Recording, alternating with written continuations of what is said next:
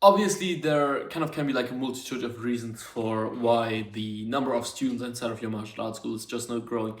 Maybe you've been in business for like 10 years, and for the last 5 years, you've just always been stuck at like the 90 students mark or whatever. Maybe once, like a couple, like before COVID or whatever, um, you had like, I don't know, 120 students, but since COVID, it's just then again down to 90 again, and now you're kind of stuck there. Sometimes it's down by 80, sometimes it goes up to like 100, but roughly you're for the last 5 years always you've always been at like those 90 students, so to speak. Now there can, as I've said, there will be a multitude of reasons for this, but the first thing you need to do is you actually need to start blaming yourself that you are at 90 students right now, and you actually need to start taking full control and responsibility for not being yet at like 150, 200 students or whatsoever.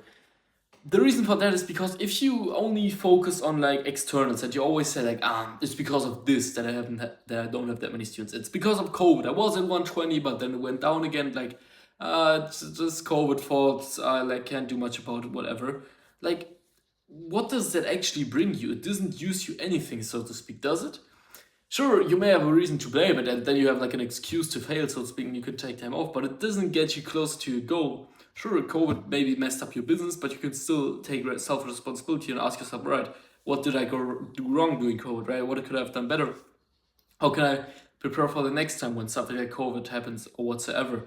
And the reason for why we do want to do that, because you want to have as much control as possible, because only when you have control you can actually achieve your goal, because otherwise it will just be luck if you achieve your goal, so to speak, right? And you can't really do much here. Maybe you achieve it, maybe you don't, but you want to take full control over your goal, so to speak, and for that you need to take full responsibility for the reason for why your martial arts school is currently only at 90 students. To get like some actual technical reasons, I don't know. I obviously don't know your school myself, but I could imagine it's probably your ads. Probably your ads are complete dog shit. Just ask yourself, or let me just ask you actually, how many different creatives have you tried in the last month with your ads, or in the last 3 months with your ads? More than 10? Less than 10? Have you even tried 10? How many what's like the average cost per lead of your of the last 3 months for you? Can you even answer that question right now? What kind of ads have you been running? How much have you been spending in the last 3 months on ads, right? Probably not enough. Your lead cost is probably way too high. You've probably tried if you're good 10 creators in the last 3 months. Let me tell you what it should look like. Ideally, I mean, budget wise, I don't know exactly how much budget you have, but you're spending at least $1,000 per month on ads, whether that's TikTok, Facebook, it's up to you. Do whatever you want to. I would just suggest you go with Facebook and Instagram. Maybe you add some Google later on top of it, but with Facebook and Instagram for the beginning, you should be good. Spend $1,000 at least per month. Have a cost per lead of around I'd say $10. Maybe let it go up to like if you have a high quality of leads to like you actually qualify them properly, it's like $15. But don't let it go higher than that. Obviously below $10 is ideal.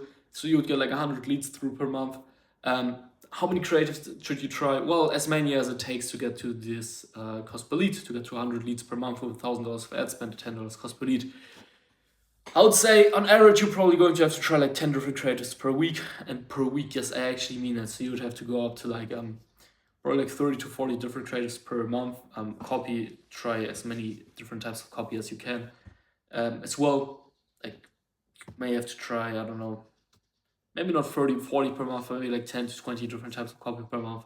Just do as much as it takes to get to this acquired cost per lead.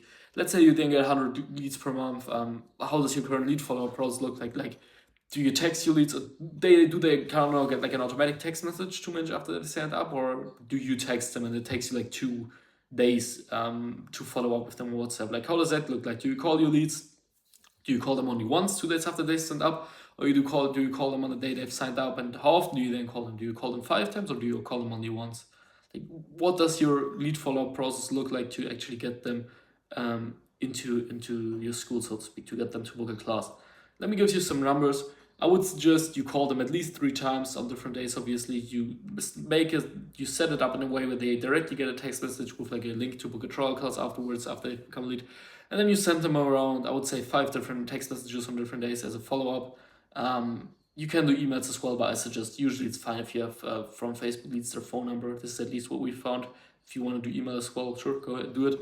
And I would suggest also use Go High Level for this. I'm not There's no affiliate link in the description, whatever. I'm not getting paid for this, but it's the best platform you can use for this. Just a quick tip. Maybe you already have all of these things in place and your numbers of students are still not growing, then all right, it may be something else. For example, what it could be is the process of actually like your show up rate, basically. Like if 10 people book a trial class, like how many, real quick, out of 100 leads, you get 1 point back. I'm sorry for that, but out of 100 leads, like if you get 100 leads per month, you should be able to book like, I'd say around 50 of them in per month, to book 50 people in for a trial class. Let's say 40 to 50, right? 30 is kind of the minimum. If you're at like 60, you're doing really good. Anything below 30 is kind of bad. Everything above 60 is really good, I would say. Now, out of those, let's say 50, how many out of those 50 actually show up? Sure, some will cancel, some will reschedule, whatever. But let's say on average, out of those 50, if you get 20 to 30 to actually show up, that would be like really good. I would say 20 is the minimum. Anything below 15 is gonna be bad. If you get 20 to show up, nice. I would say anything above like 30, 35 is like insane, I would say, but 20 to 30 should be like the average, I think, if you have a good follow, if you remind them properly of their class, right? And maybe your show process is complete shit right now. Out of like those 50 leads, how many would show up at your school? Ask yourself this right now. How many would it be?